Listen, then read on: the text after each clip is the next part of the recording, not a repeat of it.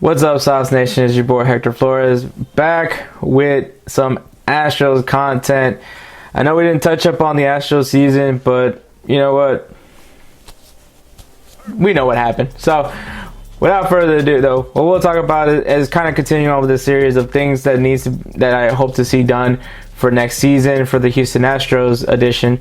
So, so pretty straightforward. Make sure you guys like this video, subscribe, and hit that notification bell so you'll be notified when we drop videos, because things are happening in South Sports, so get ready for it. If you want a little bit more interaction, well, you can join the Discord, and you got two options. You join the Patreon, or you become a member of the YouTube channel.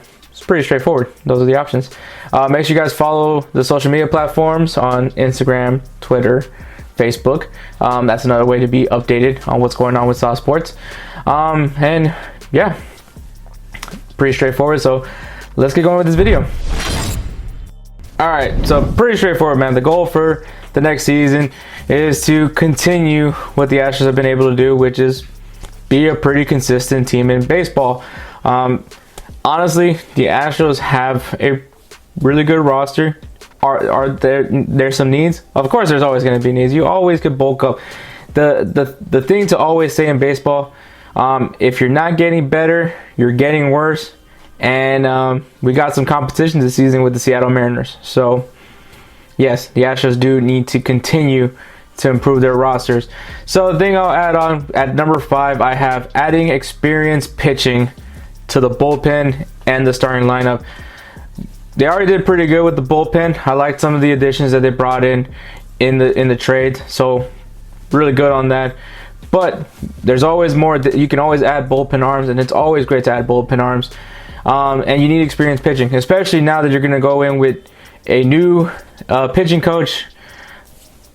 Say how you guys feel about Brett Strom going to Arizona, but hey, what's done is done. We thought he was going to retire. That's why they promoted who they promoted to be the pitching coach. I think it really was that Brett Strom didn't realize he was going to get an offer. No one thought Arizona was going to be the team to give him an offer. Didn't think he expected an offer. Once the offer was there, he took it. So that's all I gotta say about Brett Strom. He's an amazing guy. I don't want any negative things about Brett Strom. He's an amazing person. So I will not take any slander of Brett Strom around me. So there's my thoughts on Brett Strom.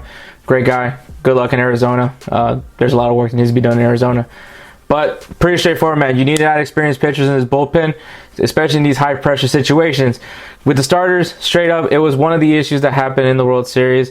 You lost Lance McCullers, and the young guys were the ones that unfortunately just weren't able to really get things going for themselves. The pressure was, I think it was just the lack of experience that really came into play for them. So you definitely need to get some experience starting pitching, especially in the postseason experienced pitchers.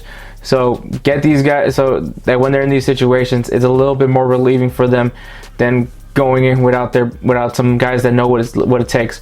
I think Justin Verlander, his return, that's a big up. But I think one more starting pitcher with some experience could come into play. Could that be Zach Greinke? As much as I love Greinke, and I will open Greinke, but I do want another experienced pitcher. I'm not gonna say who I want because I know Ray doesn't like that name, but we'll just stay with that. But get some experience pitching for the bullpen and for the starting rotation. That is for sure. Number 2 is, well, you need to get a first baseman ready. Yuli Gurriel isn't getting any younger. So you need to start looking into options for first base. If you ask me, and you guys probably know who I'm thinking of at this point, Yordan Alvarez. Yordan Alvarez, why? Well, he's left-handed. It's a little bit more helpful when you're left-handed as a first baseman. So I would like, that's just a random thing, but that's one thing I would say. I'm really uncomfortable with him out in the outfield. He's going to be a DH, but you know what? If he's playing first base and he gets the hang of first base, well, Yuli Gurriel can just become a DH as well, and you have options with that DH spot instead of just having Yordan play in that DH spot. So you got some options to work with. So I would definitely say get somebody ready for first base. Preferably, I have Yordan, but maybe there's a prospect you like. Maybe there's a player somewhere in the farm systems of another club that you like. But just get a first baseman ready because, I mean, Yuli Gurriel isn't getting younger. leading into getting somebody else ready, you got to get a catcher ready. Same thing with Maldonado. He's not getting much younger. Would like him to make a transition as a pitching coach. Just going to put that out there. But the other thing is just, obviously, he's just very young. He's very young. He's just getting up there in age. He's not the most,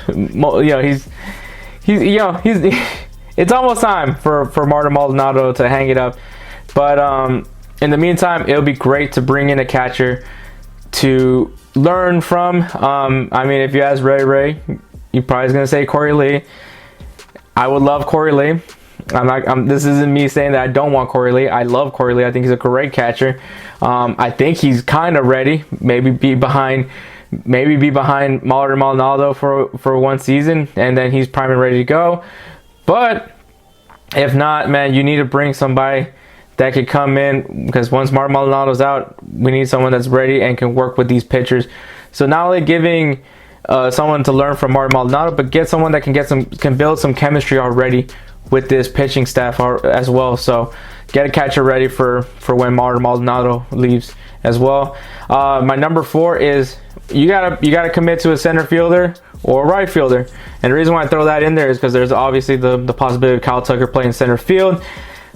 Personally, I'm fine. I prefer him at right field. I think the guys that I'm specifically pointing out is Chas McCormick, Jake Myers, or Jose Siri, or Pedro Leon is also a possible option. So, you got to commit to one of these guys, and let's see who's going to be the center fielder for the Houston Astros. So I think at this point, pick your center fielder or right field, depending on how you feel with Kyle Tucker. But you gotta commit to a center fielder at this point. And my number 1, some people may like it, some people may not, depending on where you stand. But you got to sign Carlos Correa. I think it's very clear that Carlos Correa is just that good of a guy. When healthy, you know what Carlos Correa brings to the table. You know he's got that clutch gene in him. He's what the Houston fans want. I'm sure that's what the front office also wants. And Carlos Correa is kind of in a bit of a bind now. And if you guys don't know what's going on, Carlos Correa got a little bit of a surgery done. He's got has some issues with his back. Go figure. Even though Correa had one of his healthiest seasons, and it was really, I will say, it worked out for him. He didn't take that deal initially. He had a great season. Had a Golden Glove season. Had a Platinum Glove season. He betted on himself, and it worked out for him because he's gonna get that money. The issue is right now is that there's not many teams that are willing to commit to the years that Correa wants, and Correa is eyeing for that massive long contract, kind of around the 10 years mark. I don't think there's many teams that are willing to commit to Correa with that many years. Personally, if I'm Correa, I will gladly take a 4 or 5 year deal, preferably a 4-year deal, because by the time he's 30, he's now an even more experienced shortstop. He's just going to get better. So by the time he's 30, has hopefully another amazing season. Has had season after season of great seasons. He gets another big payday. That's how I feel with Correa. But if this is what the route Correa wants, he wants that stability, that consistency.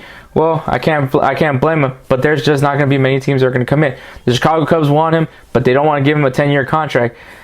I think at this point, everybody's kind of on the same place where they're willing to pay Correa. They just don't want to give him the years. So I think Houston has a very good chance of retaining Carlos Correa. It's just a matter of fact of how many years are they willing to give, and who Correa ends up signing. Or of course, there's gonna be that team that's willing to give him a large that big of a contract, but we'll see. And in the event, if you're not able to sign Carlos Correa, you're gonna have to look at some options for shortstop. Do you want to commit right away to Jeremy Pena, or do you go get yourself another experienced shortstop for the meantime till you feel Jeremy Pena is prime and ready to go? Because if you guys haven't been watching the videos, the highlights of Jeremy Pena, he's looking pretty solid. But obviously we won't know until he plays in Major League Baseball of what we'll really be seeing from Jeremy Pena. So, and I guess just a reference to Ray, Pedro Leon can also play shortstop. I see him as a center fielder, but he also can play shortstop, so just There you go, Ray Ray. I said it. But yeah, so I think those are the 5 things that the Astros need to do need to get done for this next season. It's pretty straightforward, man. All right, so those are the 5 things that I think the Astros need to get done for next season. Going to the comments, obviously there's probably more than just 5 things that the Astros need to do, but put it down in the comments, man, what you guys think that the Astros need to get done this season. I'm sure there's going to be a lot of sign Correa, but you know, what else do you think needs to be done? And kind of be realistic. Let's face it. I mean, obviously currently we have the MLB lockout. We'll see what happens there, but that's currently what's going on.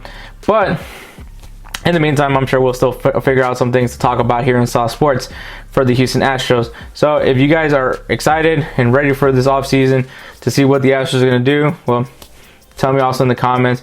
Make sure you guys like this video, subscribe to Saw Sports, click on that notification bell. Make sure you guys follow us on all the social media platforms. If you guys want to join the Discord, you got 2 options: either join the Patreon or become a member of the YouTube channel. And yeah, man, that's basically it. So chunking up a deuce. Y'all stay saucy.